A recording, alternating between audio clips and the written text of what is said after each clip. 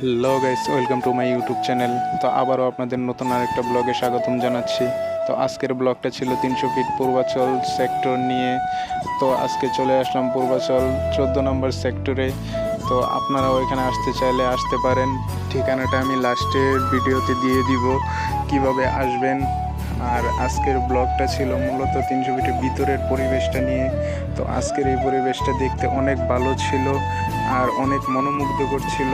আজকের পরিবেশটা অনেক ঠান্ডা আর মিষ্টি ছিল। তো আপনাদের ঘুরে দেখানোর চেষ্টা করছি। তো আজকের ব্লগটা কেমন হয়েছে অবশ্যই সবাই কমেন্টে বলবেন। এখানে এসে আমার খুব ভালোই লাগছিল। আর আজকের এই পরিবেশটাও অনেক সুন্দর ছিল, যেটা বলে বোঝানোর মতো না। পুরো জায়গাটা আপনাদের ঘুরে দেখানোর চেষ্টা করছি। তো আমরা চলে যাচ্ছি আরেকটি জায়গায়। তো আজকে এখান থেকেই এসে পড়তে পারবেন।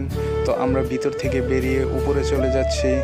আর এটা ছিল রিক্সা, আর রিক্সা দিয়ে চলে যাচ্ছিলাম আরেক জায়গায়। তো ওই জায়গার পরিবেশটাও কিছুটা দেখানোর চেষ্টা করছি। তো আমরা ওখান থেকে চলে যাব সোজা কুড়িল বিশ্ব রোড। ও আপনাদের তো একটা কথা বলাই হয়নি, এটা ছিল ঢাকা জাতীয় স্টেডিয়াম পূর্বাচল। তো আপনারা এখানে অবশ্যই আসবেন, আর এটা খুব দ্রুতই জাতীয় স্টেডিয়ামে পরিণত হবে। আমি আশা করি আপনাদেরও ভালো লাগবে।